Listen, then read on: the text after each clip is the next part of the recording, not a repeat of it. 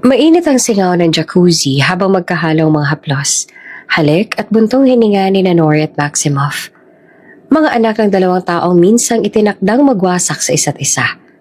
Ang kanilang mga magulang, sina Congressman Mariano at Governor Ramon, ay magkaalyansa sa politika, ngunit magkaribal sa kasalanan. Mula sa gabing nilaman ng baril, tugo at pagtataksil, ipinanganak ang apoy ng kanilang kapalaran. 2 dekada ang lumipas, narito silang muli, magkaharap, magkalapit, at nakatali sa parehong kasalanan. Pirmahan mo to, o maiiwan ka sa airport. Malamig na sabi ni Maximoff. Nang buksan ni Nori ang papel, marriage certificate pala ito, with her boss.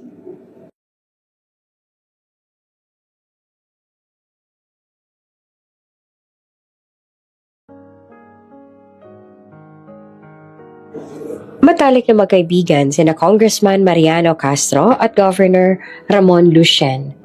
Magkakaalyansa sila sa politika. Kapwa ginagalang sa kanilang bayan at tila walang hangganan ang kanilang impluwensya. Ngunit sa likod ng kapangyarihan at mga ngiting pinapakita sa publiko, may lihim na nagtatago. Lihim na maaaring sumira sa lahat ng kanilang tinayong reputasyon. Sa mansyon ng Lucien, tahimik na umiiyak si Clarissa, asawa ni Ramon. Madalas siya nagtatago sa dilim ng kanyang silid. Tinatakpan ng mga pasa na dulot ng kalupitan ng asawa. Ang kanyang mga mata ay pula at namumuo sa luha. Ngunit pinipilit niyang itago ang sakit sa bawat galaw.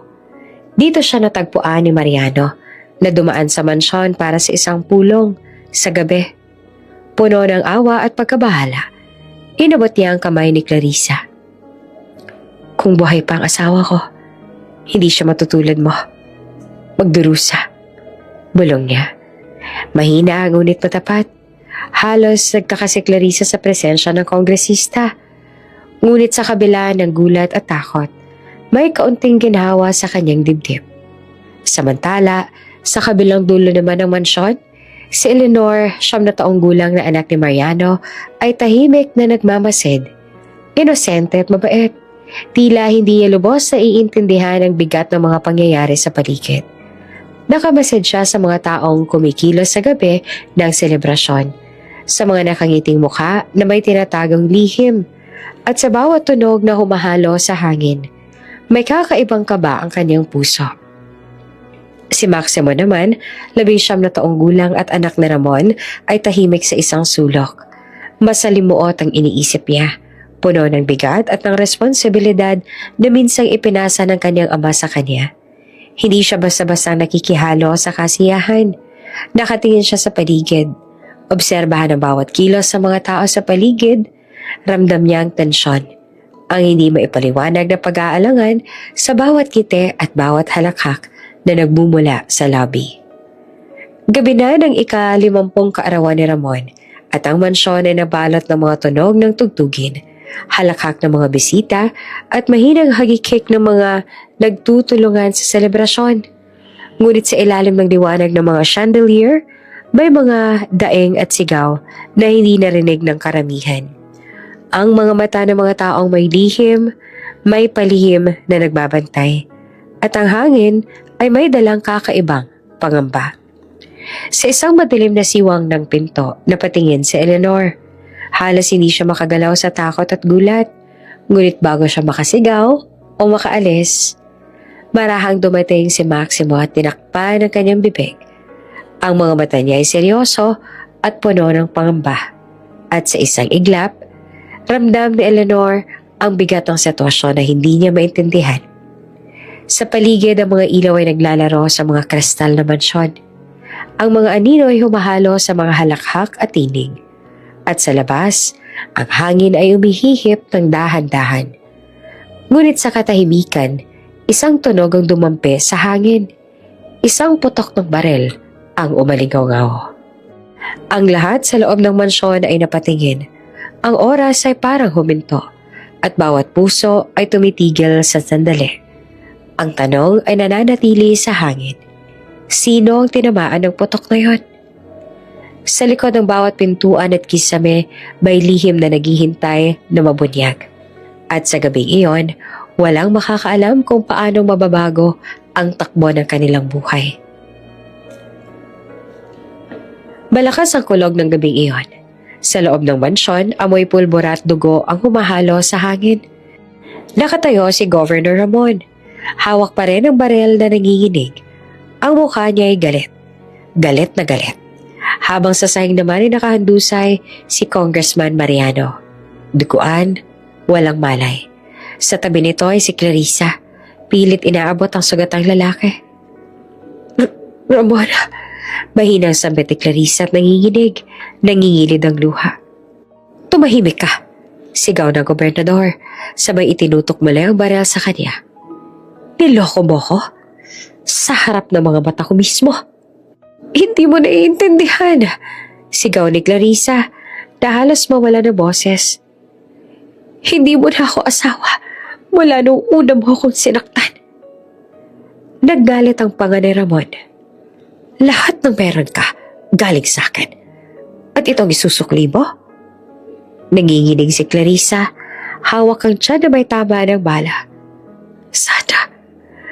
Sana hindi mo na lang ako minahal. Sa sandali yun, biglang pumasok si Maximo. Higal at takot. Papa, tama na. Ngunit ang makita niyang ina, halos mabura ang kulay ng kanyang mukha. Mama? Lumapit siya agad. Nanginginig ang kamay. Papa, please. Tawagin natin ang doktor. Ngunit hindi siya pinakinggan ni Ramon. Tinitigil lang nito ang anak. Mabigat ang bawat hinga. Anak, tandaan mo to. Walang magtataksil kay Ramon Lucien. Kahit asawa, kahit kaibigan. Itinaas muli ni Ramon ang baril, ngunit mabilis si Maximo. Hinawakan niya ang kamay ng ama. Pilit inagaw ang sandata. Papa, tama na. Tama na po. Sa gitna ng sigawan, narinig nilang marahas na yabag sa hagdan. Ang batang si Eleanor, gising na. Umiiyak, tumatakbo papunta sa pinto ng silid.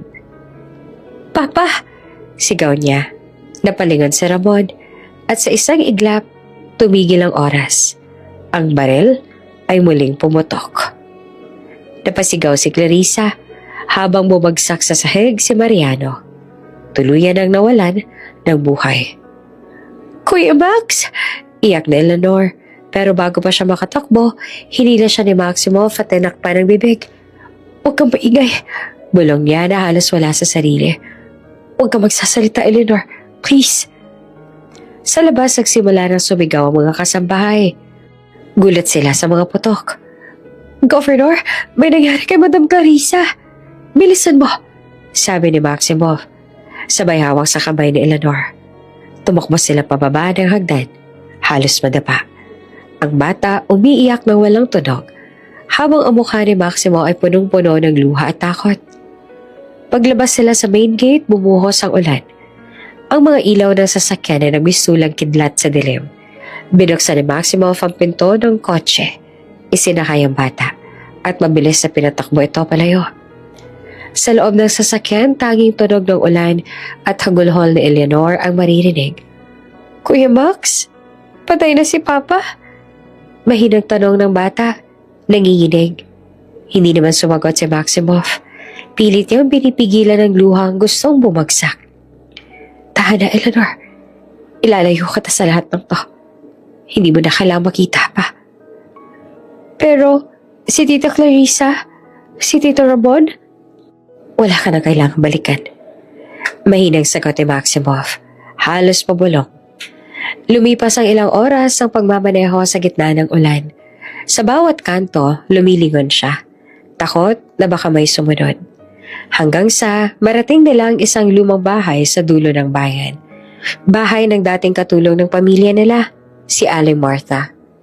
Pagdating nila roon, nagmadaling lumabas si Aling Martha. Gulat at basang-basa. Maximoff, Diyos ko, ano nangyari sa inyo?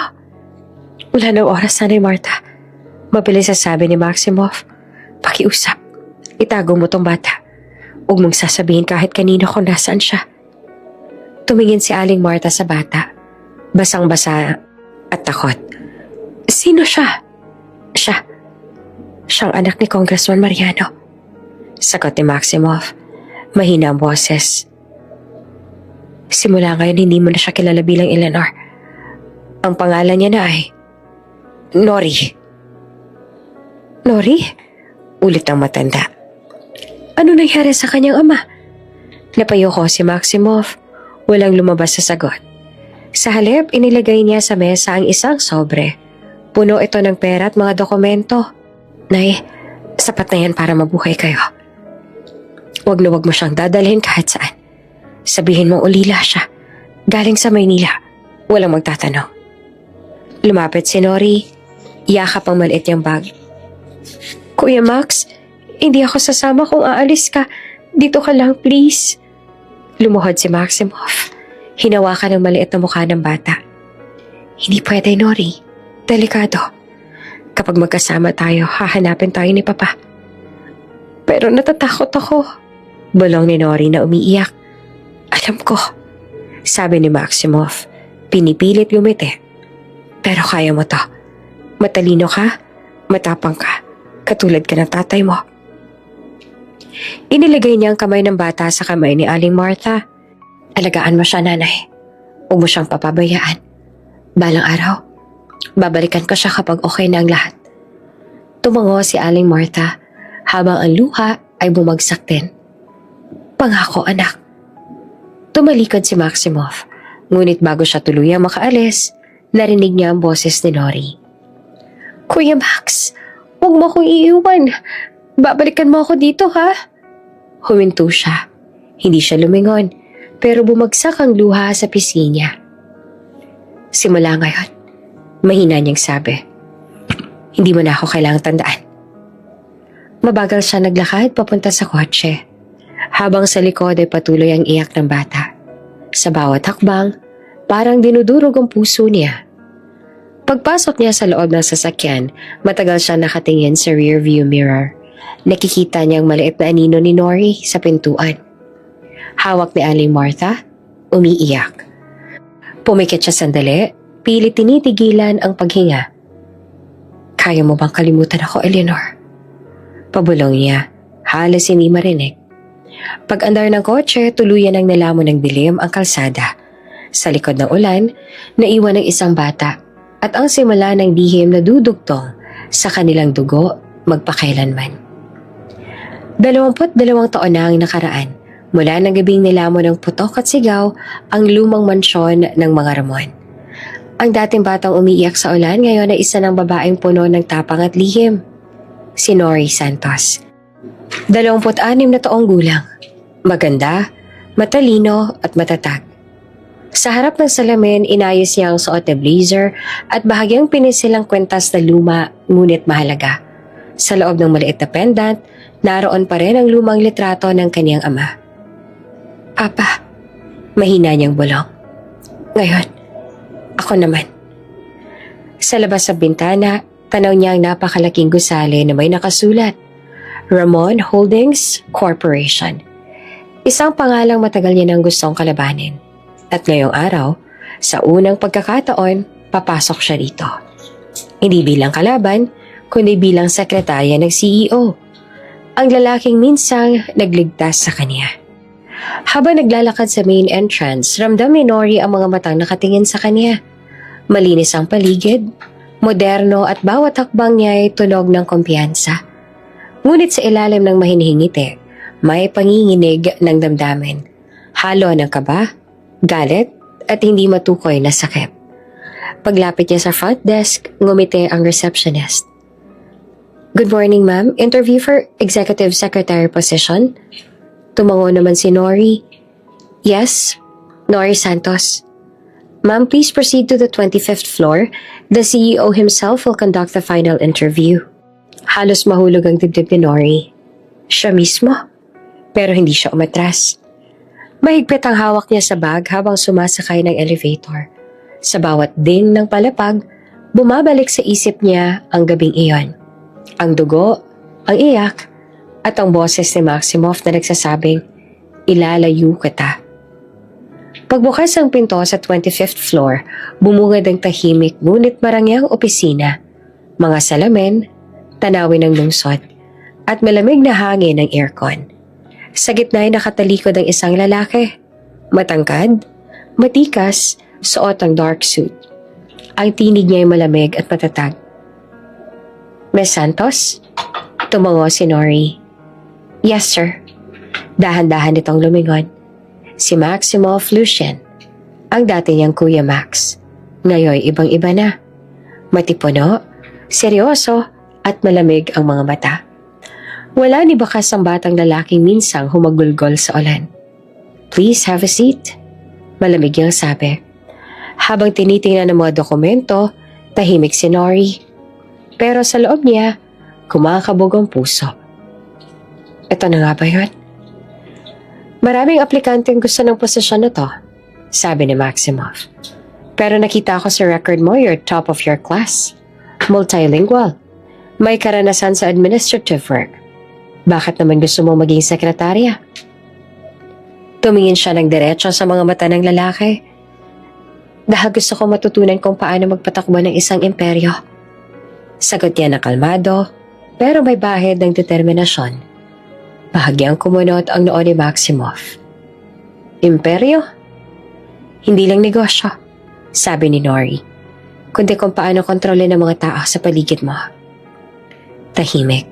Sandaling nagtagpo ang mga mata nila at isang kislap, parang bumalik ang 2 dekada.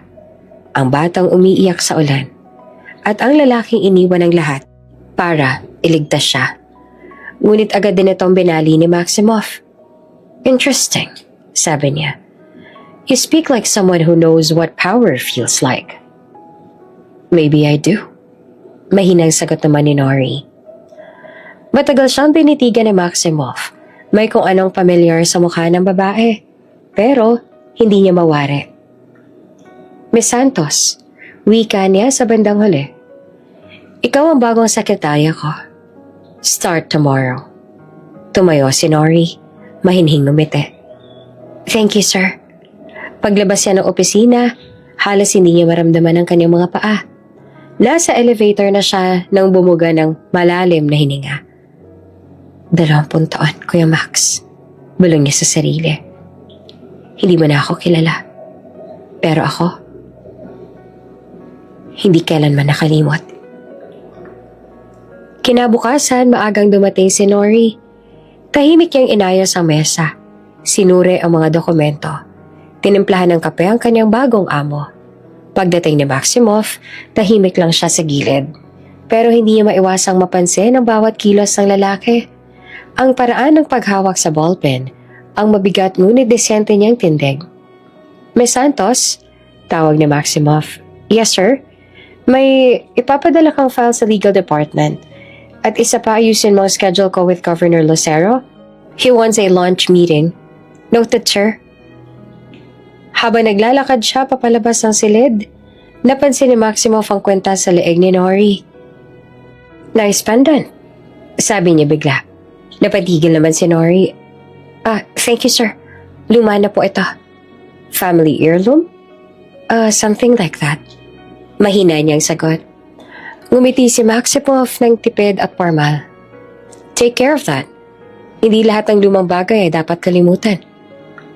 Sa sandaling iyon ay parang nabura ang lahat ng ingay sa paligid.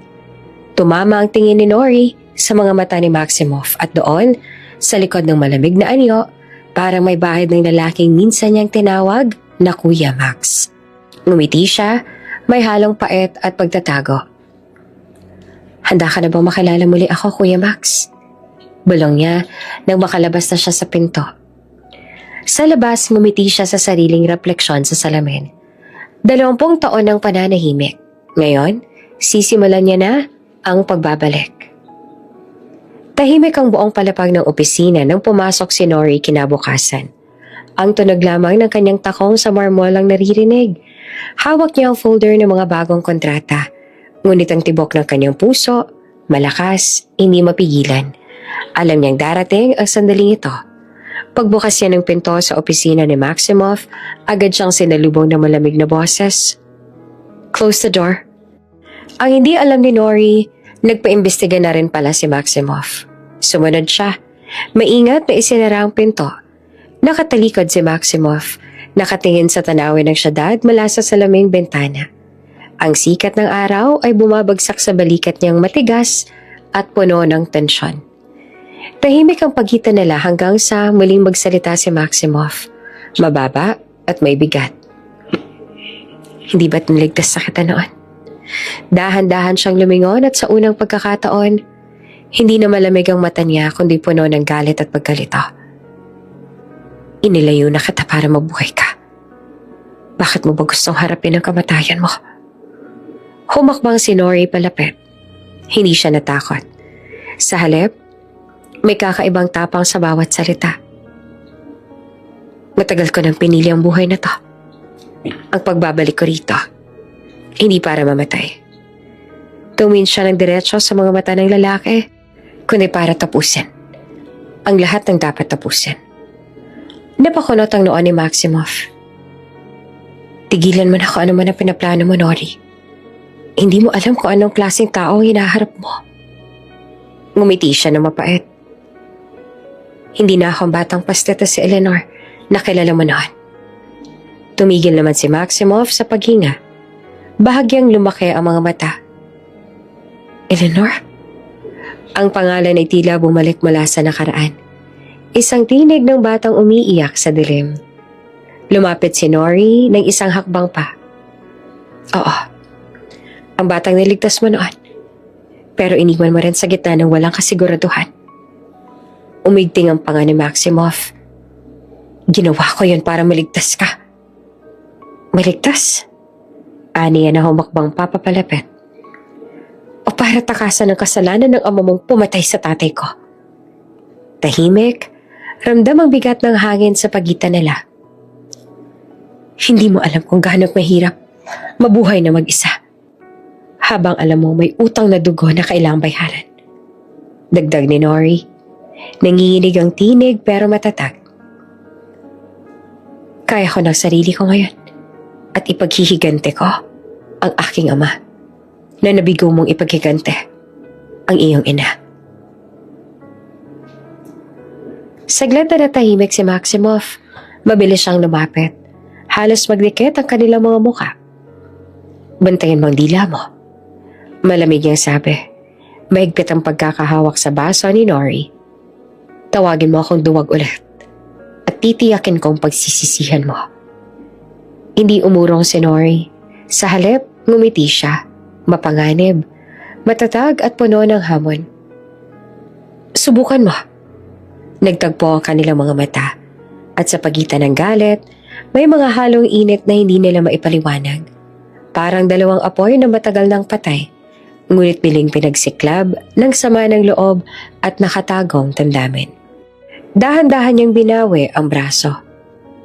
Hindi mo ako kayang takutin, Maximoff. Hindi na ako yung batang nagtatago sa likod mo.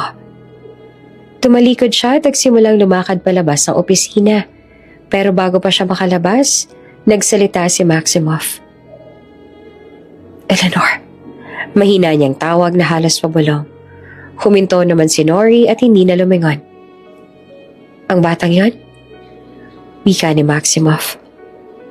Ang dahilan kung bakit hanggang ngayon hindi ako mapalagay. Akala ko na iligtas kita. Pero ngayong bumalik ka, pakiramdam ko ako naman nahuhusgahan mo. Tumikim si Nori at nanginginig ang tinig, ngunit matatag ang paninindigan. Hindi ako bumalik para husgahan ka. Pero tandaan mo, lahat ng kasalanan ng tatay mo, pagbabayaran niya. Tahimik ulit. Sa labas, dumaan ang malakas na hangin at gumalaw ang kortina ng opisina. Sandaling tumingin si Maximoff sa babaeng nakatalikod sa kanya. Sa kabila ng galit, may bakas ng pag-aalala. Kung ganon, wika niya sa huli. Handa ka na bang makipaglaban sa pamilya ko? Bahagya namang lumingon si Nori. May mahinhing ngiti sa labi. Matagal na akong handa, Sir Max. Paglabas siya ng opisina, mahigpit niyang hinawakan ng dibdib Pinigil ang mabilis sa tibok ng puso. Sa kabila ng tapang niya ay ramdam pa rin niya ang pagyanig ng pagkikita nilang muli. Sa loob naman, nananatiling nakatayo si Maximoff. Nakatingin sa pinto kung saan siya lumabas. Sa mga mata niya ay may halong sakit, galit at isang bagay na pilit niyang itinanggi, ang pangungulila. Sa labas ng gusali habang naglalakad si Nori papunta sa kalsada, tiningnan niya ang langit na tila dumidilim. Simula na ang laban, bulong niya. At ikaw, Maximoff, ikaw ang una kong babanggaan. Ngunit sa ilalim ng kanyang matigas na anyo, may bahagyang panginginig sa kanyang mga kamay. Hindi niya alam kung dahil ba sa takot o dahil sa damdaming matagal nang ibinaon. Pero muling nabuhay nang magtagpo ang kanilang mga mata.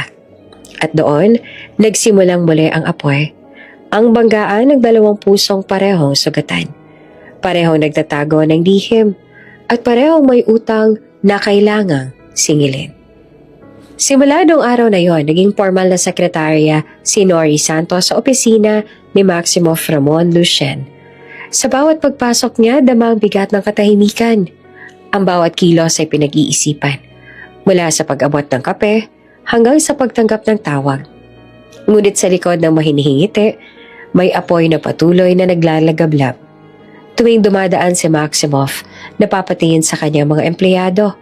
Hindi lang dahil sa maganda si Nori, kundi dahil may kakaibang presensyang dala.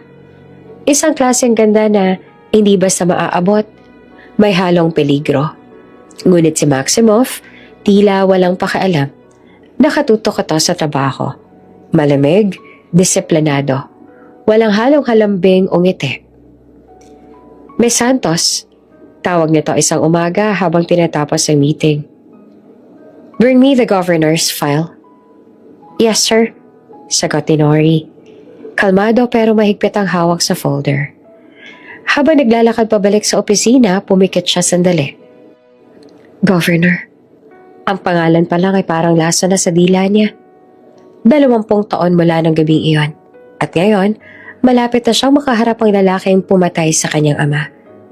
Sa elevator, nakasabay niya ang ilang board members. Isa sa kanila, si Mr. Alonzo. Ngumiti sa kanya. Bagong sekretary ka ni Mr. Max, Miss Santos? Yes, sir. Magaling ka raw. No wonder he picked you himself. Sabi nito na may ngiting may kahulugan. Ngumiti lamang si Nori. Mahining sagot. I just do my job well po. Paglabas ng elevator, hinigpitan niya ang hawak sa folder. Hindi trabaho ang hanap ko rito. Katarungan. Sa isang corporate dinner, kasabay ni Maximoff si Nori bilang personal assistant. Maraming tao, politiko, negosyante, media. At sa gitna ng kaganapan, nakita niya sa dulo ng mesa ang lalaking matagal niyang pinangarap na makita. Si Governor Ramon. Mas matanda na ito. Ngunit hindi na bago ang tikas ng mukha. Suot ang mamahaling barong. Ngiti sa mga panauhin. Ngunit sa likod ng ngiting iyon, naroon pa rin ang halimaw. Nanlamig si Nori. Parang tumigil ang mundo. Miss Santos, tawag ni Maximoff. Dalhin mo tong dokumento sa mesa ng gobernador. Hindi siya makagalaw agad, pero napilitan. Lumapit siya ng dahan-dahan. Parang may tinatagong bagyo sa dibdib. Good evening, Governor. Magalang niyang bate. Lumingon si Ramon. Tumingin sa kanya ng matagal. Sabi nito na bahagyang nakangiti. Bagong mukha ka. Sekretarya ka ba ni Max? Yes, Governor.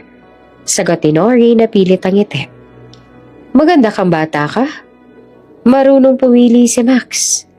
Sabi nito sabay tawa. Gusto niyang batuhin ang alak ang mukha nito, pero pinigilan niya ang sarili. Sa halip, yumuko siya ng bahagya. Salamat po. Pag-alis niya sa mesa, ramdam niya ang tingin ng gobernador sa kanya. Mata ng isang lalaking walang konsensya. Hindi mo na ako kilala, Ramon. Bulong niya sa sarili. Pero ako, hindi kailanman nakalimot. Pagbalik niya sa opisina kinabukasan, abala si Maximoff sa pagtanggap ng tawag. Nori, Sabi niya matapos ibaba ang telepono. The governor wants to meet you again. Gusto ka raw niya maging liaison sa foundation project? Napatigil si Nori. Foundation project. Ang proyekto kung saan dumadaloy ang pera ng mga illegal na negosyo ni Ramon. Isang pagkakataon. Kung yun ang gusto niya, sir, sagot niya. Tatanggapin ko. Sigurado ka? Tanong ni Maximoff na tila may pag-aalinlangan. Bakit, sir? Natatakot ka bang hindi ko kayanin? Hindi. Natatakot akong baka magulo lang ang buhay mo. Ngumiti si Nori. Matagal na pong magulo. Sanay na ako. Sa unang araw ng proyekto, sinundo siya ng driver na Ramon. Habang nasa sasakyan, tiningnan niya ang paligid. Mga guard, mamahaling kotse, mataas sa pader. Pagpasok sa bahay ni Ramon, agad niyang naramdaman ang lamig ng lugar. Lahat ay kontrolado, lahat ay takot. Governor, bati niya na dumating ito. Nori, sabi ni Ramon na ngumiti. You remind me of someone I knew a long time ago. Pero hindi ko maalala kung sino. Ngumiti siya at pilit. Marami na pong nagbabago sa panahon. Sabi ni Ramon. Nakatitig pa rin sa kanya. May mga mata kang pamilyar. Ngumisi siya ng bahagya. Siguro po dahil pareho tayo marunong magtago ng lihim. Tumawa pa ang gobernador. Gusto kita. Marunong kang sumabay. Habang naglalakad dito palayo, tumingin si Nori sa paligid. Sa dingding, nakasabit ang lumang letrato. Si Ramon, si Clarissa, at ang batang si Maximoff. Hindi niya napigilang mapaluhan ng bahagya. Ito ang pamilya na sumira sa amin. Ngunit pinunasan niya agad ang luha. Hindi siya narito para umiyak. Narito siya para tapusin kung ano ang sinimulan ng gabi ng putok ng barel. Pagbalik niya sa opisina kanagabihan, nadata niya si Maximoff na naghihintay. Galing ka sa bahay ng gobernador? Sabi nito na malamig. Bakit ang tagal mo? Tinanong niya ako tungkol sa project. Wala naman pong kakaiba. Sigurado ka? Tingnan niya ito ng diretso. Hindi na ako bata para turuan mo kung anong delikado, sir. Hindi yan ang punto ko. Sagot naman ni Maximoff. Ayoko lang na maulit ang nangyari noon. Ngumiti si Nori pero malamig. Noon ako yung niligtas mo. Ngayon, ako nang gaganti. Tumayo si Maximoff at lumapit sa kanya. Hindi mo alam ang pinapasok mo. Alam ko, sir. At kaya ko. Magkalapit na halos ang kanilang mukha. Sa pagitan nila, naroon ang tensyon. Galit, takot, at damdaming matagal ng pilit tinatago. Sekretaryo mo ako, sir. Mahinang sabi ni Nori. Pero sa totoo lang, ako ang multo ng nakaraan mo. Tumalikod siya at iniwan ang lalaking tila hindi makagalaw. At sa paglabas niya sa opisina, tuluyan nang bumigat ang hangin. Sa bulwagan ng kumpanya ni Ramon, unti-unting bumabalik ang mga tingin ng mga lalaking natatangay sa kanyang ganda. Ngunit isa ang pakay niya, ang lalaking minsang bumasag ng kanyang pagkabata. Miss Nori, pinapatawag ka ni Governor. Wika ng guard na tila umiwas ang tingin sa kanya. Kumirot ang tiyan ni Nori habang tinatahak ang mahabang pasilyo ng Kapitolyo. Mula sa kinis ng marmol hanggang sa mga nakasabit na larawan ni Governor Ramon Lucian, bawat hakbang ay parang tinig ng nakaraan na gustong lumabas. Nang tumigil siya sa tapat ng opisina, sandali siyang pumikit. Kalma lang, Nori. Plano to. Hindi pa hirap. Pagbukas ng pinto, sumalubong agad sa kanyang amoy ng mamahaling alak at usok ng sigarilyo. Weekly update. Malamig na utos si Ramon. Hindi mo lang siya tiningnan habang nilalaro ang baso ng bandy. Sir, ito po ang summary ng project. Mahinahong simula ni Nori at iniabot ang folder. Ngunit bago pa siya matapos, tumayo si Ramon. Mabagal, parang may sinusukat. "Magaling ka pala, Miss Nori," aniya habang dahan-dahang umiikot sa mesa. Ang bawat hakbang nito ay mabigat, parang pamilyar na tunog ng isang bangungot. Mas magaling pa sa inaasahan ko. Ramdam niya ang paglapit nito sa likuran. Amoy niya ang alak, ang mamahaling pabango at ang mabigat na presensya ng kapangyarihan. Hanggang sa maramdaman niya ang kamay na dumaos-dos sa kanyang bewang. Parang nanigas ang mundo. Gusto niyang sigawan ito, itulak at ipagsigawan sa lahat ng kasuklaman niya. Pero sa halip, napakagatlabi siya at pinilit ngumiti ng banayad. "Salamat po, Governor." Mahina niyang tugon. Kahit sa loob niya ay may sigaw na hindi mo na ako matatakot ulit. Hindi niya hinayaan. Hindi dahil gusto niya, kundi dahil kailangan niya. Lahat ng sandali ay taktika. Lahat ng ngiti ay depensa. Lahat ng kilos ay paghihigante na nakaabang sa tamang oras. Pagkatapos ng meeting, sumama ka sa dinner. Utos nito na parang walang naganap. "May mga investors na gusto kitang ipakilala. Gusto kong ikaw mag-represent." "Opo, Governor." Sagot niya habang tahimik na isinara ang folder. Sa ilalim ng mesa, mariin niyang pinisil ang kanyang palad. Paglabas niya naman ng opisina, mabilis siyang huminga ng malalim. Sa hallway, sinalubong siya ni Ivy, kapwa staff. "Girl, okay ka lang? Namumutla ka." Wala to." Pilit niyang may ngiting sagot. "Mainit lang siguro sa loob." Ngunit sa loob-loob niya, alam niya hindi na init ng silid ang dahilan, kundi apoy ng galit na pilit niyang tinatago. Kinagabihan sa opisina niya, nilabas niya ang lumang larawan mula sa wallet. Ang ama niyang si Elias. Mahina ang ngiti, ngunit may liwanag sa mata. "Pa, he's still the same monster." Bulong niya. At habang tinitingnan ang mukha ng kanyang ama, may pumatak na luha. Pero hindi na luha ng takot. Luha na ng paninindigan. Binuksan niya ang laptop. Doon ay nakasave ang ilang file. Mga report, transaction, lihim na kontrata na hawak ni Ramon. Unti-unti ay nag-type siya.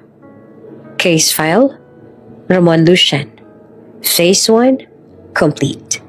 May pumasok na mensahe sa encrypted chat. Unknown. "Good job, Agent N. Keep your cover. The governor's guard trusts you now." Napangiti si Nori. Isang hakbang na lang. Kaunti na lang pa. Kinabukasan, pumasok siyang muli sa Kapitolyo. Tahimik, formal, walang bakas ang takot. Nadata niya si Ramon na nakatingin sa bintana, hawak ang tabako. "Magaling ang presentation mo kagabi. The investors liked you." "Salamat po, Governor." Sagot niya. Lumapit ito at muling sinukat ang mukha niya. "May asawa ka na ba, Miss Nori?" Ngumiti siya na mahina, ngunit may dobleng kahulugan. "Wala po, Governor. Hindi pa po ako nakakatagpo ng lalaking karapat-dapat." Sandali naman itong natuwa. "Ang taas naman ang standard mo." Hindi po mataas. Marami lang po ako natutunan sa mga lalaking mapang-abuso." Tumigil naman si Ramon. Tila sandali itong nainis siya, pero bago pa man magsalita, kumatok ang secretary. "Gov, andito na po yung reporters para sa press briefing." Ngumiti naman si Nori. "Duty call, sir." At sa paglabas niya ng opisina, ramdam niya ang titig ni Ramon sa kanyang likod. Isang titig ng taong hindi alam na siya mismo ang hinahabol ng sarili niyang kasalanan. Pag-uwi ni Nori, humarap siya sa salamin. Tiningnan ang sarili. Ang babaeng minsang biktima, ngayon nagiging sibat ng hustisya. Hinaplos niya ang peklat sa braso. Alaala ng madilim na nakaraan. "Hindi ako si Clarissa," bulong niya. "Ako, si Eleanor Mariano. At babagsak ka, Ramon Lucian." Habang ang gabi lumalalim, nakatanaw siya sa ilaw ng Kapitolyo. Sa bawat patak ng ulan sa salamin, parang naririnig niya ang boses ng kanyang ama. "Anak, Huwag mo hahayaan na ang takot ang magdikta ng iyong buhay. Ngayon, hindi na siya ang batang umiiyak sa dilim. Siya na ang anino na babalot sa halimaw. At sa huli, siya rin ang magpapailaw sa katotohanan. Bumukas ang pinto. Malakas, galit, parang hangin na may dalang bagyo. "Hands off my secretary, Dad!" Si Maximoff ay habol ang hininga. Nanlilisik ang mga mata habang nakatayo sa bungad ng opisina. Napalingon naman si Nori. Sandali siyang napatigil. Parang natulala sa biglang tagpo. Ang huling taong inaasahan niya magtanggol sa kanya. Ang anak ng halimaw. "Maximoff!" Mahina niyang sambit. Pero pinutol siya ng malamig na taong tinig. "Get out, Nori!" Utos si Maximoff. Hindi mo lang siya tinignan. "Leave me and my dad alone." Parang may nakadagan sa dibdib niya. Gusto niyang manatili. Gusto niyang makita kung ano ang mangyayari. Pero alam niyang mas ligtas kung lalabas siya. Tahimik siyang naglakad papunta sa pinto. Pero bago tuluyang lumabas, narinig niya ang tinig na Ramon na malamig, mapanuksong boses ng isang hari sa sarili niyang kaharian. "Why so emotional, my son?" Ani Ramon sabay higop ng brandy. "She is just your secretary. Whoever my company pays belongs to me." Napatigil si Nori sa labas ng pinto. Sa pagitan ng makapal na kahoy, dinig niya ang bawat salita, bawat lason. Mabigat ang boses ni Maximoff na sumagot. "Then let her belong to me." Tahimik sandali. Pagkatapos, malamig at matalim. "She's my new favorite toy." Sa labas ay napapikit naman si Nori. Alam niyang palabas iyon. Isang pagtatakip. Pero ang sakit ng mga salitang yon ay parang talim pa rin na dumaan sa kanyang puso. Tahimik si Ramon. Sandaling katahimikan bago itong umisi. "That's my boy," wika nito. "You truly are my son." At doon sa mismong sandaling iyon, nagsimula ang bagong kasinungalingan ni Maximoff. Ang pag-aaring ginawa niya hindi para sa pagnanasa, kundi para sa pagprotekta.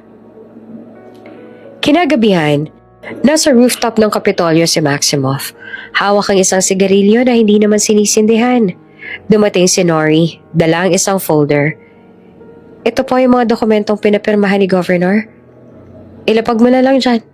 Malamig yung tugon. Pero nang makita niyang hindi umaalis si Nori, napatingin siya. "Thank you," mahinang sabi ng babae. "Kanina kung hindi ka dumating." "Don't thank me," putol niya. "Hindi ko ginawa yun para sa'yo." Ngunit halata sa titig niya ang kabaligtaran. Ang tibok ng dibdib na pilit niyang pinipigilan. Ang tensyon na parang alon na gustong sumabog pero kailangan niyang itago. "Kung gusto mong mabuhay dito, huwag ka masyadong lalapit kay Dad." Patuloy niya. "At huwag mo nang uulitin yung ginawa mong pagtaas ng boses kanina. That's dangerous." Tumungo si Nori. Nakayuko. Pero sa likod ng kanyang katahimikan, may lihim siyang iniingatan. "Bakit ka talaga nagalit, Maximoff? Para sa akin ba? O dahil ayaw mong matulad sa kanya?" Pag-uwi ni Nori, hindi niya mapigilan ang pagbalik-balik sa eksenang iyon. Ang sigaw ni Maximoff, ang galit sa tinig niya, ang paraan ng pagprotekta. "Anak ka man ng halimaw, may parte pa rin bang natira sa'yo na marunong magmahal?" Kinabukasan sa boardroom meeting, tahimik si Ramon habang nakikinig sa report ni Maximoff. "Marketing team failed again," komento ng gobernador. Malamig ang tono. "You're losing control, son." "Hindi ako nawawala ng control." Matigas sa tugon naman ni Maximoff. "Baka lang iba ang gusto mong kontrolin." Napatingin si Ramon, may ngiti sa labi. "Careful, Max. Baka nakakalimutan mo ako pa rin ang may hawak ng lahat dito." "Hindi mo hawak ang lahat." Mahinahong sagot ng binata. "Lalo na ako." Sandali sila nagkatitigan. Dalawang leon sa iisang kulungan. Ang isa gutom sa kapangyarihan. Ang isa gutom sa katotohanan. Ngunit bago pa lalong lumalim ang tensyon, pumasok si Nori dala ang kape. Tahimik niyang inilapag iyon sa mesa at sa paglapit niya, nagtagpo ang tingin nila ni Maximoff. Sandali lang, isang segundo marahil, pero sapat para maramdaman niya ang hindi maipaliwanag na koneksyon. Takot, galit at awa na magkahalong nakapaloob sa iisang salya. Miss Nori, wika ni Ramon na may bahid ang panunuya. Siguraduhin mong masarap yan. Alam mo namang ayoko ng mapait. Ngumiti siya na magalang. Huwag po kayo mag-alala, Governor. Marunong akong timplahin ng pait. Napangisi si Maximoff. Bahagyang napayuko. Paglabas si Nori sa silid, halos sabay silang huminga ng malalim. Ang ama sa inis, ang anak sa pagod. Kinagabihan mag-isa si Maximoff sa loob ng sasakyan. Nakaparada sa tapat ng bahay ni Nori. Hindi niya alam kung bakit siya naroon. Siguro dahil gusto niyang siguraduhin ligtas siya. O baka gusto na niya makita kung paano mamuhay ang isang taong kayang ngumiti kahit nasa loob ay impyerno. Mula sa loob ng bahay, tanaw niya si Nori habang tinutulungan ang matandang kapitbahay na magbuhat ng groceries. Simple eksena lang, pero may bigat. Doon niya napagtanto, hindi niya kailangang sabihin kay Nori kung ano siya. Pero sa unang pagkakataon, gusto niyang maging ibang tao para sa kanya. At habang ang gabi lumalalim, tumingin siya sa refleksyon ng salamin. Then let her belong to me. Paulit-ulit na umuugong iyon sa isip niya. Ngunit kayong naririnig niya ulit iyon, alam niyang hindi iyon kasinungalingan lang. Dahil sa likod ng pag-aari, may halong takot na mawala. At sa unang pagkakataon sa buhay ni Maximoff Lucien, ang anak ng halimaw, natutong maramdaman kung anong ibig sabihin ng pagprotekta at hindi pag-angkin. Kinaumagahan sa mahabang pasilyo ng Kapitolyo, nakayuko si Nori habang bitbit ang dokumentong ipinapirma ni Governor. Tahimik ang paligid. Tanging mga yabag lang niya ang maririnig. Mabagal, mabigat. Parang bawat hakbang ay tinatagtad ng alaala ng kahapon. Miss Santos, malamig na boses ni Maximoff mula sa likuran. Napalingon siya at agad na kinabahan. Nakatayo ito. Nakasombrero, seryosong mukha. Bago pa siya makapagsalita, hinilas siya nito sa braso. Mahigpit, marahas. Halos mabitawan niya ang mga papel. Sir, masakit. Hindi siya pinakinggan ni Maximoff.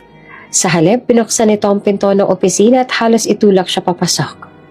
Pagkasara ng pinto, tumama ang katahimikan. Are you willing to sell your dignity just to get your justice? Malakas sa sigaw ni Maximoff. Halos nakadikit na sa mukha niya. Napatitig naman si Nori. Ang mga mata nito ay galit, pero may halong takot. Answer me! Sigaw ulit ni Maximoff. Huminga siya ng malalim. Oo. Mahinahon pero matatak. Kahit ang kabayaran ng pagkatao ko, mabigyan lang ng hustisya ang aking ama. At ang iyong ina. Napakapit si Maximoff sa mesa. Don't talk about my mother. Bakit? Tugon ni Nori. Dahil alam mong pareho tayong biktima ng halimaw na tinatawag mong ama. Sandaling katahimikan. Parang sumabog ang hangin sa pagitan nila. Dahan-dahan lumapit si Maximoff. Hinawakan niya ang baba ni Nori. Pinilit itaas ang mukha. Talaga? Mahinang sabi niya na halos bulong. Gagawin mo ang lahat-lahat. Napatitig si Nori sa kanya. Kung iyon lang ang paraan para tapusin tong impyerno, oo. Lalong lumapit si Maximoff. Ang init ng hininga niya, ramdam ni Nori sa pisngi. Sandali lang, pero tila tumigil ang oras. Ang titig nito, hindi nagalit. Isang uri ng paghihirap na pilit niyang tinatago. Hanggang sa makita niyang luha sa gilid ng mata ng lalaki. Doon na siya napatahimik. At doon na huminto si Maximoff. Binitiwan niya si Nori. Umiwas ang tingin. Go home. Malamig ang sabi habang iniwas ang mukha. Next time, dress properly. Napatulala si Nori. Hindi niya alam kung iiyak ba o tatawa sa sakit ng insulto. Tahimik siyang lumabas ng opisina. Pero sa likod ng pinto, halos mabasag ang puso niya. Hindi dahil sa sinabi ni Maximoff, kundi dahil sa hindi nito kayang sabihin. Paglabas niya sa Kapitolyo, bumuhos ang ulan. Nakatayo siya sa gilid ng kalsada. Walang payong, habang pinagmamasa ng mga taong nagmamadali sumilong. Dress properly. Mahinang balong niya. Mapait ang tawa.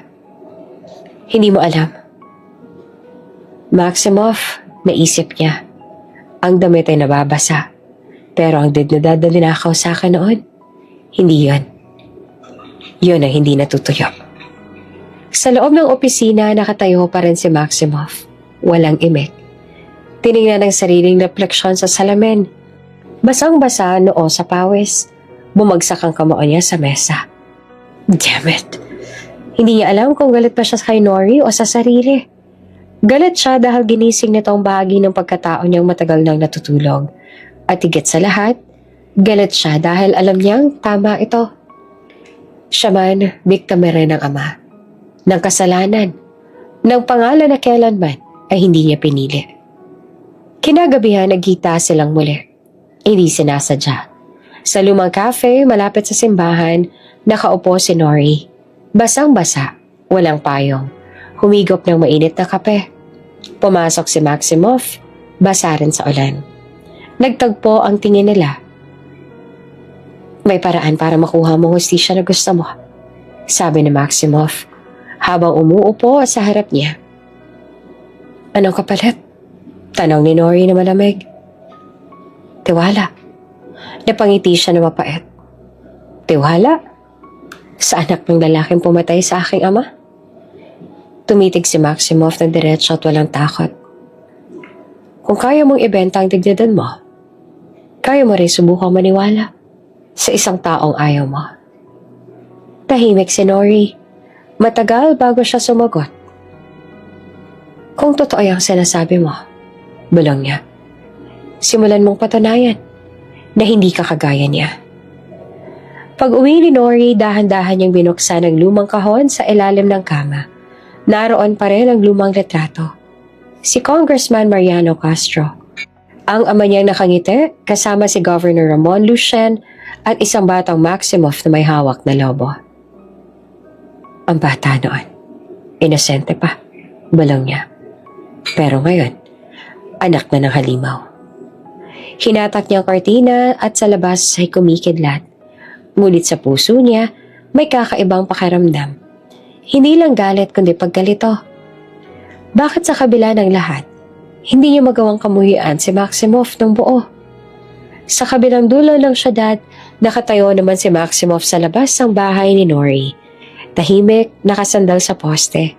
Basang-basa ng ulan. Hawak niya ang cellphone. Binabasa ang mensaheng hindi niya maisend. Hindi ko kayang saktan ka. Kahit kailangan. Ngunit tinanggal niya ito. Binura bago pa mapindot ang send. Tumingin siya sa bintana ni Nori. May liwanag sa loob. Anino ng babaeng patuloy lumalaban. At sa gabing iyon, sa gitna ng ulan at galit, pareho nilang hindi alam. Nasa likod ng puot at paghihiganti, may isang uri ng koneksyon na hindi na kayang itago ng alinmang kasinungalingan. Tahimik ang gabi. Sa tuktok ng condominium ni Maximoff, tanging tunog ng ulan at salamin at mahina niyang paghinga ang maririnig. Nakaupo siya sa harap ng bar. Hawak ang isang basong whiskey, pero hindi niya talaga iniinom. Pinagmamasan lang niya ang amber na likido. Tila hinahanap ang sagot sa bawat patak nito. Hindi niya maalis sa isip si Nori. Ang bawat titig ng mga mata nito, matalim pero may lambing. Ang bawat galaw, puno ng tapang at sakit. At higit sa lahat, ang bawat luha. Bawat patak ng ulan ay parang luha ni Nori sa opisina kanina. At sa tuwing ipipikit niya ang mga mata, hindi si Nori ang nakikita niya, kundi ang batang Eleanor na minsan niyang iniligtas.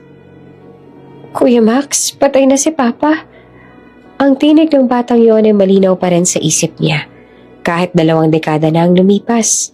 Tumayo siya, lumapit sa bintana. Pinanood ang mga ilaw ng syudad. Ang mga gusali ay parang mga espada ng liwanag na bumabaon sa kadiliman. Oops! May break muna.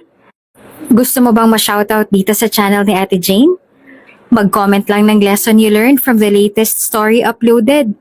Dahil pipili kami ng isang best comment of the day para i-shoutout sa susunod na upload.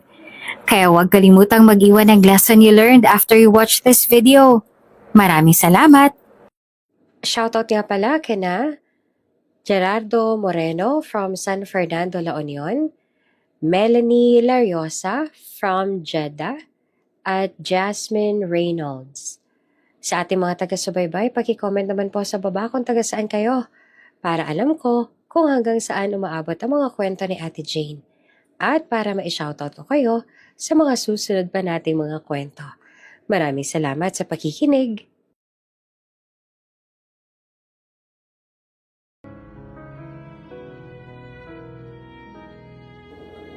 Bakit ganito? Tanong niya sa sarili. Bakit sa tuwing titingnan ko si Nori, parang may multo ng nakaraan? Bumalik sa isip niya ang eksena kanina. Ang tapang ni Nori, ang galit, at ang bigat ng mga salitang binitiwan nito. Hindi mo pwedeng protektahan ang halimaw. Napakapit siya sa mesa, mahigpit. Hindi niya alam kung galit ba siya o nasasaktan. Hindi mo alam, Nori. Mahinang bulong niya. Ginagawa ko lang to para hindi ka masaktan ulit. Ngunit kahit anong rason malinaw sa kanya, hindi na siya kalmado. Kailanman, hindi siya nag-alala sa kahit sinong babae. Pero sa pagkakataong ito, iba. Lumapit siya sa shelf at binuksan ang maliit na kahon. Sa loob naroon pa rin ang lumang litrato. Isang batang babae, may ngiti at pilas na laso sa buhok. Eleanor? Tawag niya sa larawan. Sa kabilang dako, si Nori naman ay nasa loob ng maliit niyang apartment. Nakaupo siya sa harap ng salamin. Tinanggal ang hikaw, binura ang lipstick. Pero hindi niya mabura ang bigat sa dibdib. Ang mga salitang, "Go home, next time dress properly." Paulit-ulit yon sa isip niya. Hindi dahil nasaktan siya sa pangungusap, kundi dahil may ramdam niyang may halong pag-aalala sa likod ng malamig na tinig ni Maximoff. Anong iniisip mo, Nori? Tanong niya sa sariling refleksyon. Malito, diba? Pero bakit kasi sa tuwing tinitignan mo siya, hindi mo kaya magalit ng buo? Bumuntong hininga siya, sabay lumapit sa bintana. Sa labas ay umuulan. Papa, alam kong hindi mo ako gusto sa ganitong mundo. Bulong niya. Pero kailangan kong tapusin to. Tiningnan niya ang cellphone. Isang unread message mula kay Governor Ramon. Dinner meeting tomorrow, 8 p.m. I want you there, Miss Nori. Napatigil siya at napakapit sa telepono. Simula na. Mahina niyang sabi. Simula na ng tunay na laro. Kinabukasan ng gabi, dumating si Nori sa isang mamahaling restaurant kung saan naka-reserve ang private dining room ni Governor Ramon. Nakasuot siya ng simpleng itim na dress, hindi labis, hindi rin kulang. Sapat para makuha ang atensyon ng isang lalaking sanay sa kapangyarihan. Miss Nori? Bati ni Ramon. Nakangiti habang humihigop ng wine. Napakaganda mo ngayong gabi. Ngumiti siya peke pero magalang. Thank you, Governor. Umupo siya at sa ilalim ng mesa, pinisil ang kamay na nanginginig. Hindi dahil sa takot, kundi sa galit na pinipigilan. Tell me, wika ni Ramon, why does my son care so much about you? Napatigil si Nori pero ngumiti. Baka po kasi magaling akong sekretarya. Tumawa si Ramon ng malakas. Magaling nga. Pero sa anak ko, magaling means something else. Lumapit ito at inilapit ang basa sa kanya.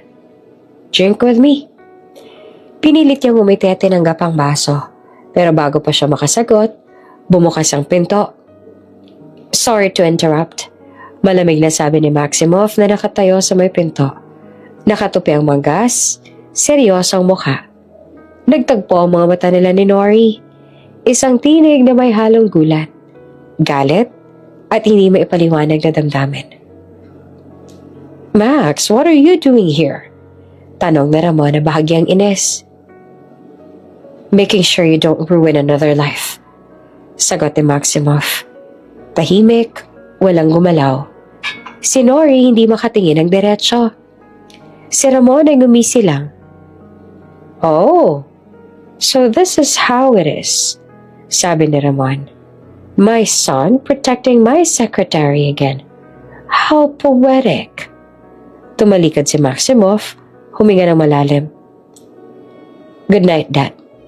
Miss Santos. At bago siya tuluyang umalis, mahinang sabi ni Nori, halos hindi marinig. Salamat, Max. Pag-uwi ni Maximoff, muling bumalik ang katahimikan. Umupo siya sa sofa, pinikit ang mga mata. Pero sa bawat segundo, mukha ni Nori ang sumisingit. Hindi niya alam kung gusto niyang pigilan ito o tuluyang hayaan. Kasi sa ilalim ng lahat ng galit, sa likod ng lahat ng kasinungalingan, nandoon ang apoy na matagal niya nang tinatago.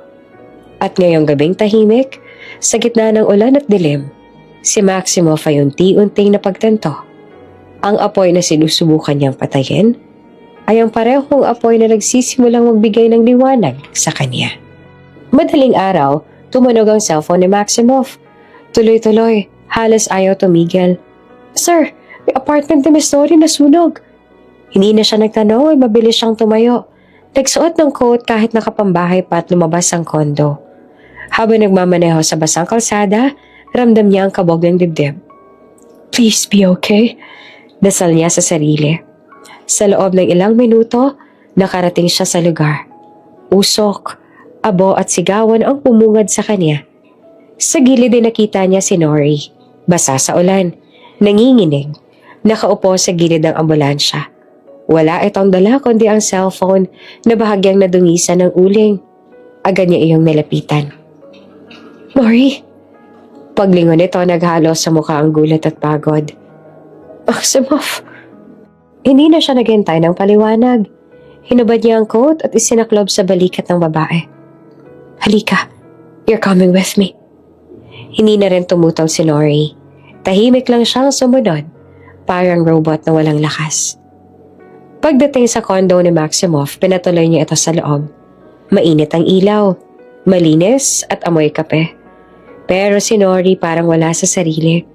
Umupo lang siya sa sofa, yakap ang tuhod. Tahimik si Maximoff ng ilang sandali. Tininan niya ang babae. Ang basang buhok, ang mga kamay na nanginginig, ang mga mata na walang direksyon. Nasaktan ka ba? Tanong niya. Umiling ito ng mahina. Wala. Pero lahat ng gamit ko, mga dokumento ni Papa na wala. Napaigtad siya sa tinig nitong basag. Hindi niya alam kung ano ang dapat sabihin. Pwede mo namang palitan yan, sabi niya na halos mahina rin. Ngunit umiling si Nori. Hindi mo kasi alam kung anong halaga nun. Napayuko siya. Oo, tama ito. Hindi niya alam, pero gusto niyang intindihin. Tumayo siya, lumapit sa kwarto, at may kinuha siya sa cabinet. Pagbalik niya, dala niya na ang isang maluwang na t-shirt. Magsuot ka nito. Utos niya sabay abot. Basang-basa ka na.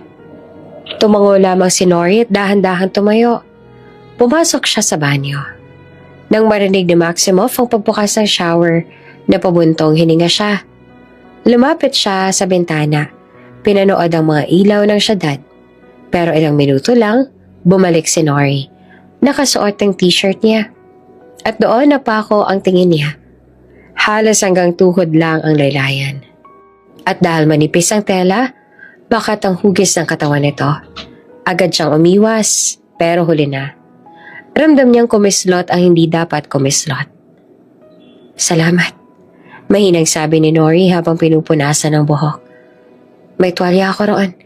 Sagot ni Maximoff na pilit na kalmado. At kumain ka na rin muna, nagpa-deliver ako.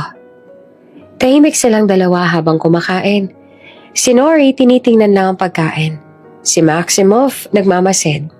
May mga pagkakataong nagtagpo ang kanilang mga mata, pero pareho silang umiiwas. Bukas, sabi ni Maximoff. Lista mo lahat ng sizes mo. Pabibilang kita ng mga damit, gamit, at kung ano mang kailangan mo. Napatingin si Nori. Hindi mo naman kailangan gawin yan. Ginagawa ko, hindi dahil kailangan, dahil gusto ko. Tahimik. At sa katahimikan, may kung anong hindi nila maipaliwanag na koneksyon. Makalipas ang ilang oras, nakatulog si Nori sa sofa. Hawak pa rin ito ang cellphone na puno ng abo. Tahimik siyang nilapitan ni Maximoff. Tinakpan ng kumot at saglit na pinanood. Sa ilalim ng ilaw ng lampshade, nakita niya ang mahinang paggalaw ng dibdib nito sa bawat paghinga. Ang mukha, payapa, pero may bakas ng pagod at sakit. Bakit ba kita pinapasok sa mundo ko? Bulong niya. Lumuhod siya at maingat na inayos ang buhok nito na dumidikit sa pisngi. Hindi ko alam, Nori. Mahina ang sabi niya. Ikaw ang apoy na gusto kong pigilan. Pero hindi ko kayang takbuhan. Sandali namang tumigil ang mundo. Ang tahimik na gabi, ang ulan sa labas, at ang malamig na hangin. Lahat tila naging saksi sa kakaibang tensyong bumabalot sa pagitan nila. Tumayo siya at tumungo sa balcony. Mula roon, tanaw niya ang syudad na tila natutulog na sa liwanag. Kinuha niya ang cellphone, tinawagan ng assistant. Make sure to remove her name from the employees list from now on. Utos niya. Pero sir, just do it. Hindi siya dapat ma-involve sa lahat ng to. Pagbaba ng tawag, muling tumingin siya sa loob. Si Nori mahimbing nang natutulog. Ngunit kahit tulog, may bahid ng luha sa pisngi nito. Tila mga bakas ng laban na hindi pa tapos. Kinabukasan, pagising ni Nori, natagpuan niya ang mesa na puno ng mga bagong damit, sapatos, toiletries, at sa ibabaw ay may maliit na sticky note. Use these. You're safe here. Ngumiti siya, bahagya. Pero kasabay ng ngiting iyon, may kirot din. Safe? Bulong niya. O baka nakakulong lang ako sa isang apoy. At sa likod ng pintuan, nakikinig si Maximoff. Tahimik. Hindi niya alam kung tama ang ginagawa niya. Ang protektahan si Nori o ang itago ito sa apoy na siya mismo ang nagsimula. Sa gabing iyon, pareho silang hindi mapakali. Dahil kahit walang salita, alam nilang may apoy ng unti-unti nagdiliyab. Isang apoy na maaaring magpainit sa gabi o tuluyang sumunog sa kanila pareho. Ilang araw ang lumipas, mainit na umagang sumalubong kay Maximoff. Ang amoy ng pritong bacon at bagong lutong itlog ay kumalat sa buong kondo. Napapikit siya sandali. Pinakiramdaman ng kakaibang ginhawang iyon. Isang amoy na hindi niya naramdaman sa bahay nila mula nung pagkabata. Pagmulat niya ay naroon si Nori sa kusina. Nakasuot pa rin ng t-shirt na maluwang, nakapusod ang buhok at bahagyang umiindak habang nagluluto. Sa bawat galaw, tila sumasayaw ang liwanag sa paligid nito. Walang make-up, walang saplot na mamahalin. Pero ang ganda niya, totoo. Napahinto si Maximoff sa pintuan ng kusina. Hindi siya makagalaw. Parang may humila sa kanya paharap. Dahan-dahan, habang pinagmabasta ng bawat kilos ni Nori. Ang pag-angat ng braso, ang pagkagat nito sa labi habang iniiwasan ng tumatalsik na mantika. Good morning. Mahina niyang bate. Nagulat naman si Nori at napalingon. Muntik na mabitawan ng kawali. Gising na po pala kayo, sir. Natatawa niyang sabi. Pilit na tinatago ang kaba, pero halata ang pamumula ng pisngi. Lumapit si Maximoff, mabagal at parang hindi sinasadya. Hinawakan niya ang likod ng upuan, tsaka yumuko ng bahagya. Halos sumayad na ang labi niya sa tenga ni Nori. Bacon, eggs, and coffee. Bulong niya. Naramdaman naman ni Nori ang init na hininga nito. Saglit siyang napatigil sa paggalaw ng kawali. Yes, sir. Almost done. Ngumiti naman si Maximoff. Isang ngiti hindi niya alam kung biro o tukso. Hurry up, I'm hungry. Pero sa loob niya, alam niyang hindi pagkain ang gutom na to. Umupo na siya sa mesa. Pinagmamasan si Nori habang nag-aayos ng plato. May kakaibang katahimikan sa pagitan nila. Hindi malamig, kundi nakakabingi. Bawat kaluskos ng kubyertos, bawat hinga, parang may kahulugan. Marunong ka palang magluto. Basag ni Maximoff. Ngumiti si Nori. Umupo sa tapat niya. Hindi naman ganun kagaling. Sanay lang sa buhay. Buhay? Tanong niya. O pagtakas? Napatigil si Nori. Napatingin sa kanya. Pareho siguro? Sagot niya. Minsan kasi kapag gusto mo makalimot, kailangan mong maging abala. Tumango naman si Maximoff. Bahagyang umisi. Kung ganon, baka kaya ako nagtatrabaho araw at gabi. Tahimik na sandali. Tumingin sila sa isa't isa. Sa pagitan ng mga titig, parang may mga tanong na gustong sumabog. Pero pareho silang tumigil. Pagkatapos kumain, nagligpit si Nori. Hindi mo kailangan gawin yan. Sabi ni Maximoff, may maglilinis dito. Gusto ko lang. Sagot naman ni Nori. Matagal na akong hindi nag-aalaga ng kahit sino. Napahinto si Maximoff. Ang linya na yon, parang pamilyar. Parang siya rin ang tinutukoy. Ang sabi ko nga pala, dagdag ni Nori. Thank you for saving me again. Oh, don't thank me. Sagot naman niya agad. Hindi ko to ginawa para sa'yo.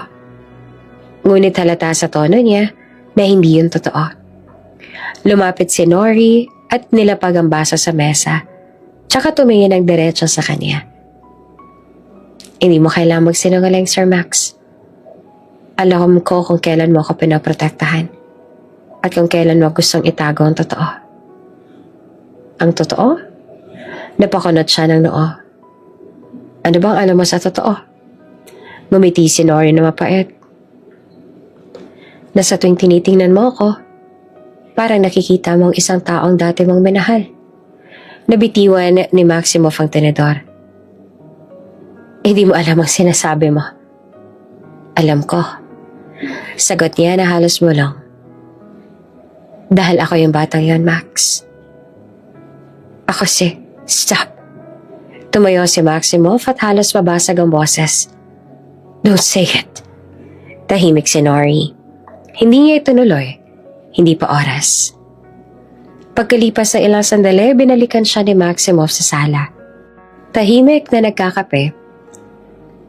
May meeting ako mamaya. Gusto kong sumama ka. Bakit? Tanong ni Nori. Para makita mo kung gaano kadelikado ang mundong ginagalawan ko. At para matutunan mong huwag basta magtiwala. Tumango si Nori. Kung ganon, baka dapat ikaw din, Sir Max. Ngumiti siya at may halong paghamon. At bakit naman ako magtitiwala sa'yo? Tanong ni Maximoff. Dahil ako lang magtatapos sa multo ng ama mo. Sagot ni Nori.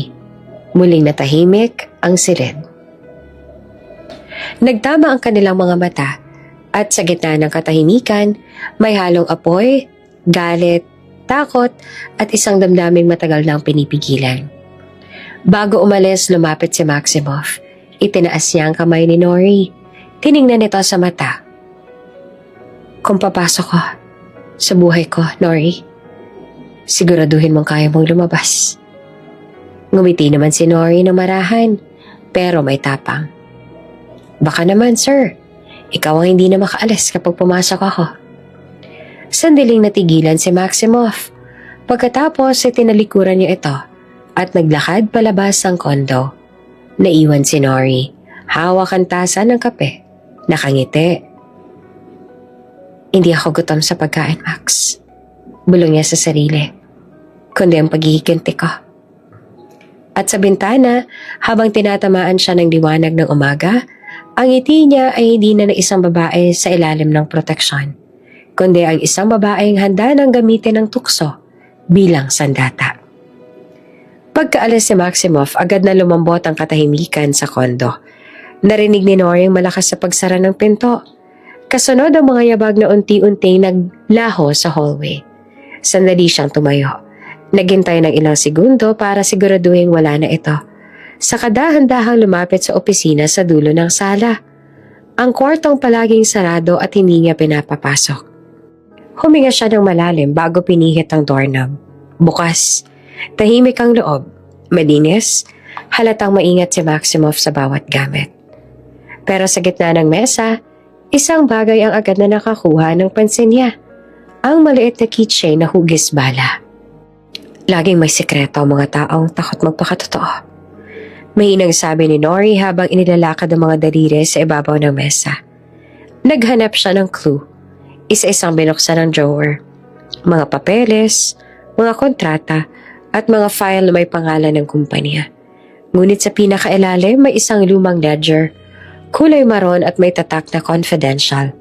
Dahan-dahan niya itong binuksan. At doon tila biglang nanlamig ang paligid. Mga pangalan, mga numero, mga deposito at illegal na transaksyon, mga kumpanyang peke, nakalink sa pangalan ni Governor Ramon. Money laundering. Balong niya. Halos hindi siya makapaniwala. Eto na yun. Habang nililipat niya ang pahina, napansin niyang may ilang note sa gilid. Sulat kamay ni Maximoff. Mga detalye ng ebidensya. Mga oras, petsa, pangalan ng mga taong sangkot. Lahat ng ito ay tila matagal nang inipan. Dahan-dahan sa ilalim mismo ng ilong ng gobernador. Napakapit si Nori sa gilid ng mesa. Hindi siya kasabwat. Sa unang pagkakataon, nagduda siya sa galit na pinanghahawakan. Ginagawa niya to para siraan ang sarili niyang ama. Sa sumunod na pahina, may isang sobre na nakasiksik sa pagitan ng mga papel. Binuksan niya. Isang lumang larawan. Si Maximoff bata pa, mga 9 o 10 taong gulang. Nasa gitna ng damuhan. Nakangiti, yakap ang isang babaeng marikit na may lungkot sa mata. Ang kaniyang ina. Sa likod ng larawan may nakasulat na halos kapas na, "For my brave boy, never let the world turn you into your father." Naluha si Nori. Napaupo siya sa silya ni Maximoff. Pinagmamasa ng litrato. "Brave boy," mahina niyang sabi. Hawak-hawak ang larawan sa dibdib. Naalala niya ang gabing nakita niyang umiwas si Maximoff sa ama. Ang mga mata nitong puno ng takot at galit na pinilit tinatago. Ang mga boses na naririnig niya, ang sakit na hindi niya noon maintindihan, ngayon malinaw na sa kanya. Hindi siya ang tanging biktima ng halimaw. Tumingin siya sa paligid ng opisina. Para bang nakakita sa bawat sulok ang hirap na pinagdaanan ng lalaki. Ang mga file, ang mga dokumento parang sariling sugat na paulit-ulit binubuksan ni Maximoff. Gabi-gabi, mag-isa. "Akala ko duwag ka, Maximoff," mahina niyang sabi. Pilit pinipigilan ang pag-iyak. "Pero ikaw palang pinakamatapang sa ating dalawa." Kinuha niya ang ledger. Isinara ito at maraang inilagay pabalik sa drawer. Maingat para walang makapansin. Ngunit bago pa niya inilagay sa loob ang isang maliit na papel, isinulat niya, "Kung lumaban ka para sa katotohanan, hindi ka kailanman mag-isa." Pagkatapos ay tumayo siya. Tiningnan muli ang larawan bago ibinalik sa loob ng sobre. Pag-uwi ni Maximoff kinagabihan, nadatnan niyang bukas ang ilaw ng opisina. Maingat siyang pumasok na may kaba sa dibdib. Walang gulo, walang bakas ng sapilitang paghahalukay. Ngunit nang buksan niya ang drawer, napansin niya ang maliit na papel. Binasa niya iyon. "Kung lumalaban ka para sa katotohanan, hindi ka kailanman mag-isa." Tahimik niyang isinara ang drawer, pero baka sa kanyang mukha, ang pagkagulat at bahagyang ngiti. Tumingin siya sa bintana. Sa tanawing madilim, ngunit may sinag ng buwan. Sa unang pagkakataon, naramdaman niyang may isang tao nang nakaintindi sa kanya. Hindi bilang anak ng halimaw, kundi bilang taong matagal nang nagdurusa sa pagitan ng tama at mali. Sa kabilang dulo ng syudad, nakaupo si Nori sa maliit na cafe. Nagkakape habang tinitingnan ng cellphone. Sa screen, nakasave ang larawan ni Maximoff at ng ina nito. Matagal mo nang nilalabanan to, hindi ba? Bulong niya. Ngayon, sabay na tayo. Habang papunta siya sa cafe, may nadaanan siyang shop ng laptop at bumili siya para magamit sa kanyang plano. Binuksan niya ang laptop, inilabas niya ang mga kopya ng dokumentong nakuha niya. Pangalan ni Governor Ramon, mga kumpanya, mga offshore account, lahat nakaayos na. At sa itaas ng folder, isang bagong pamagat. Project Redemption. Ngumiti si Nori kahit puno ng luha ang mata. Para sa mga magulang nating parehong sinira ng kasalanan mong ama. Bulong niya.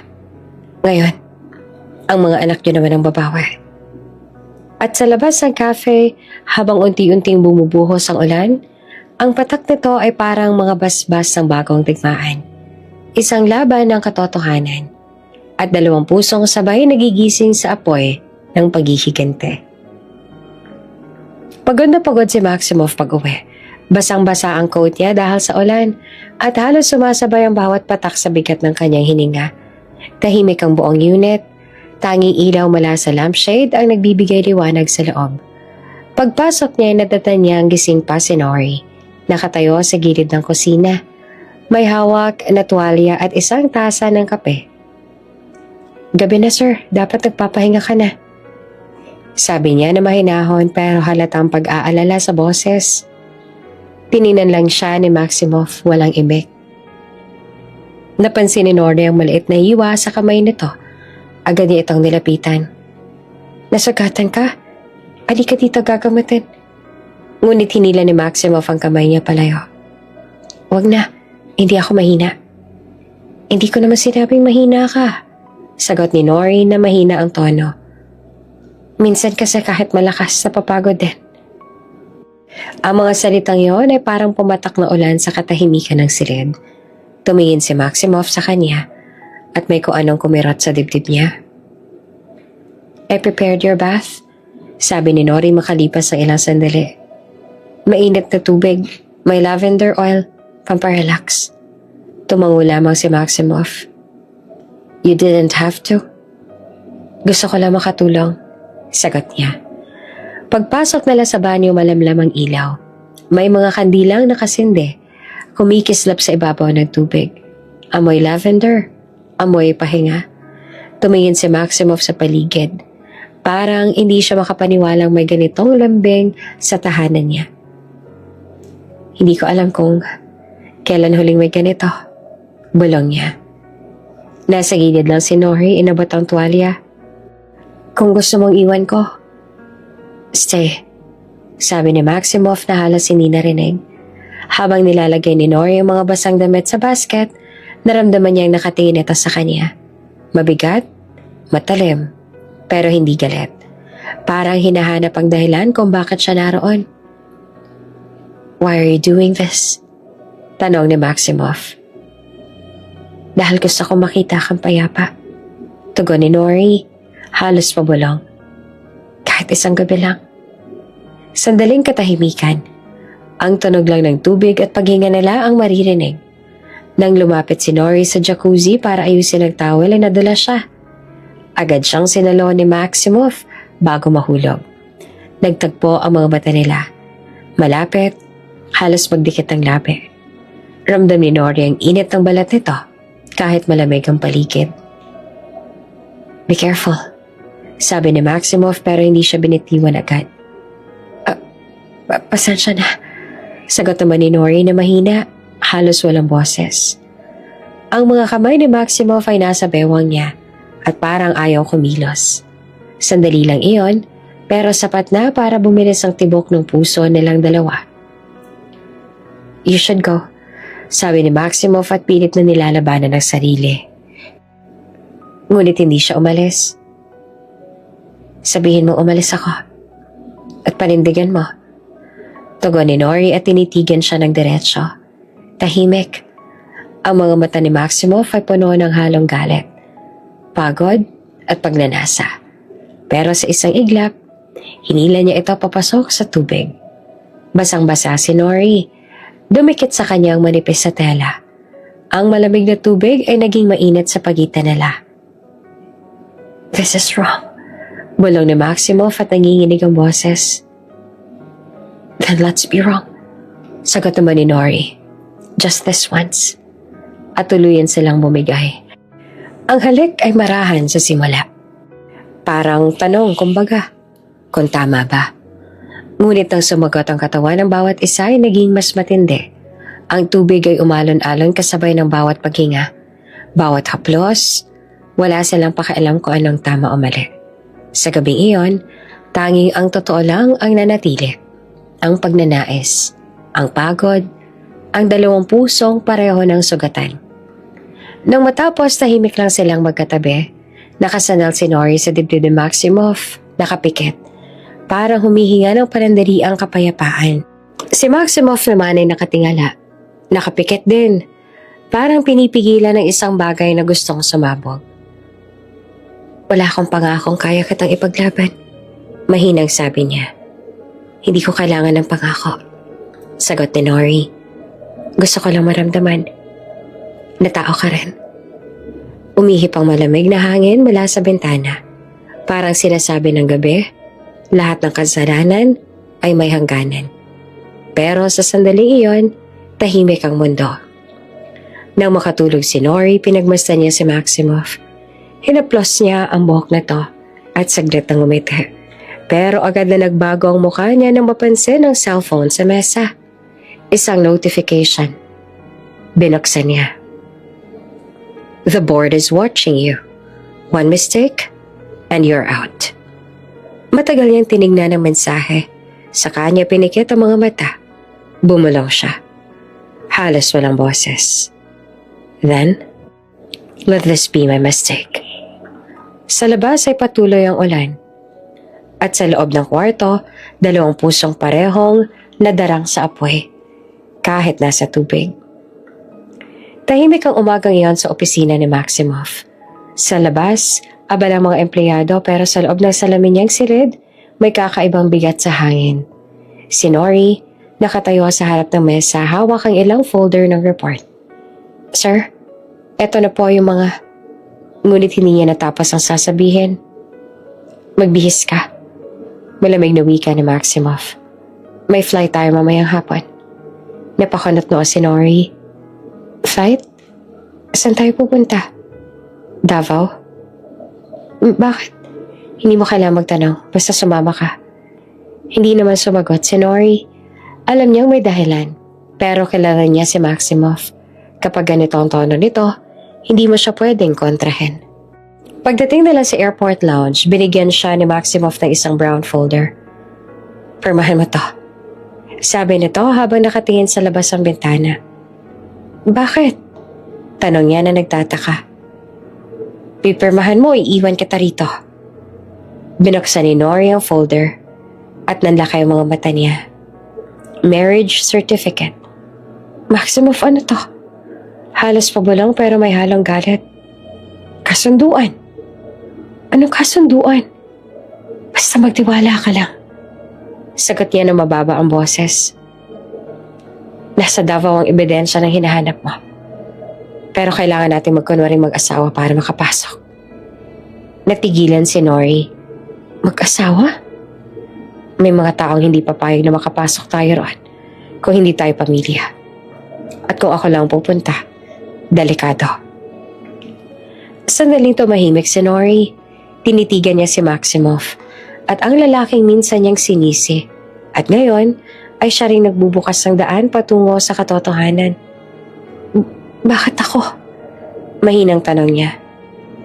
"Dahil ikaw lang may pinagkakatiwalaan kung may lakas ng loob. At tayong dalawa lang may kailangan nito." Sagot nito. Hindi ba dahil gusto mo lang akong kontrolin?" Ngumiti si Maximoff pero malamig. "Kung gusto kitang kontrolin, matagal ko nang ginawa." Sa loob ng kotse papunta sa terminal, hindi pa rin makapaniwala si Nori.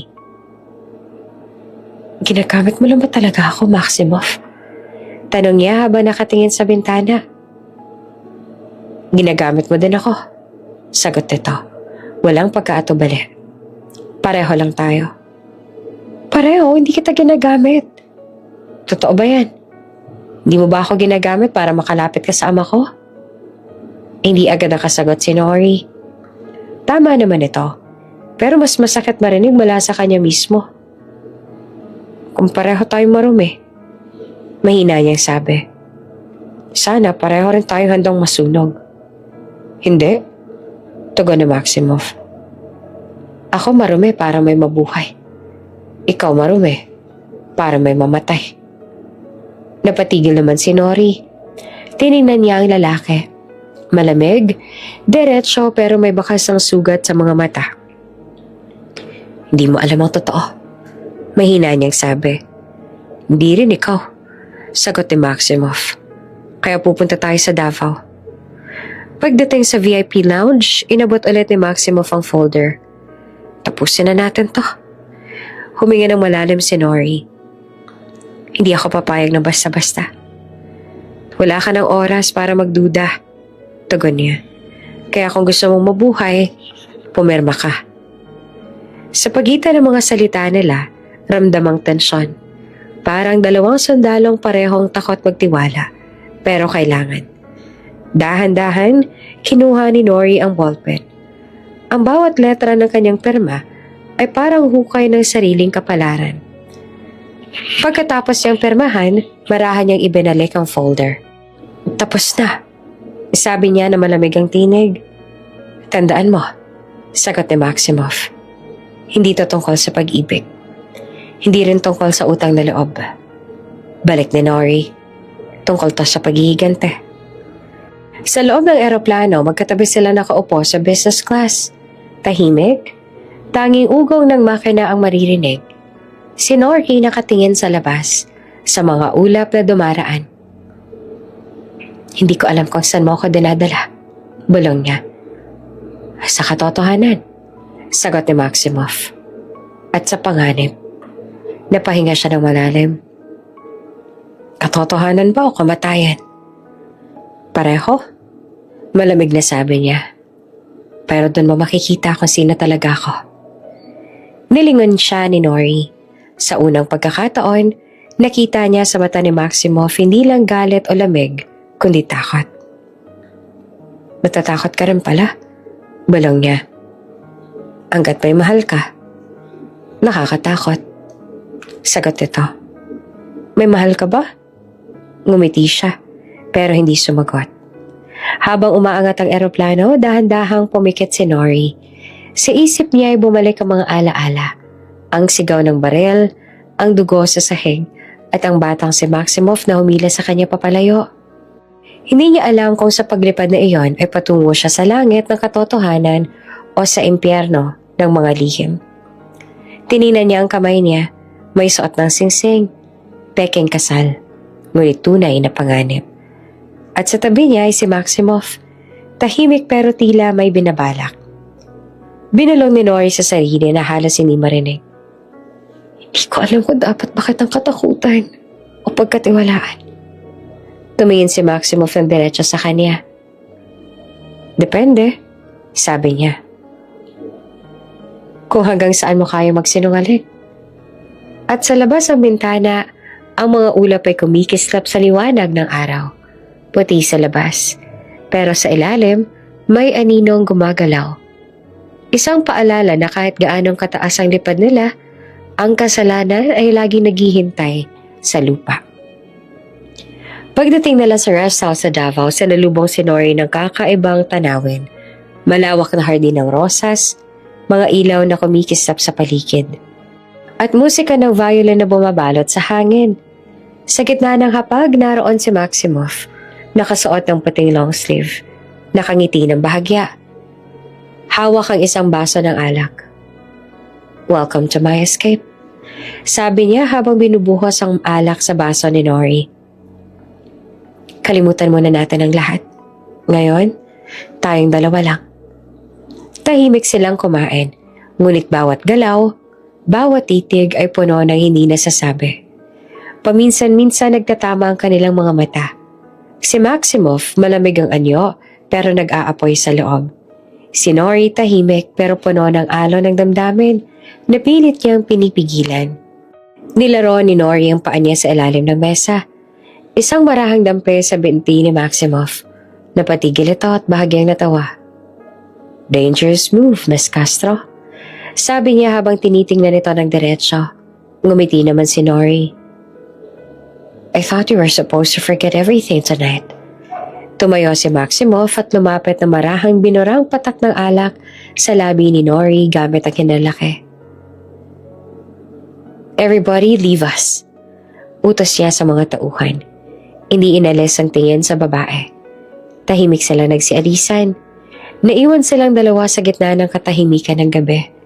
Tanging tunog ng violin ang bumabalot sa paligid. "Bakit mo ginagawa to?" Tanong ni Nori na halos pabulong. "Because I can," sagot niya na mababa ang boses. "Because I need to forget who I am. At ikaw lang ang nakakalimot sa akin." Sandali siyang tumayo. Ngunit bago pa siya makalayo, marahang hinawakan ni Maximoff ang kamay niya. "Stay," sabi niya. "Walang politika. Walang galit. Walang kasalanan. Ngayong gabi lang." Tahimik si Nori. Sa kanyang mga mata, may halong pagdududa at lungkot. Pero may kakaibang katiwasayan. Isang sandaling matagal niya nang hindi naramdaman. At nang bumuhos ang ulan sa labas, binuhat siya ni Maximoff paakyat ng kwarto. Hindi bilang amo at sekretarya, kundi dalawang kaluluwang parehong sugatan.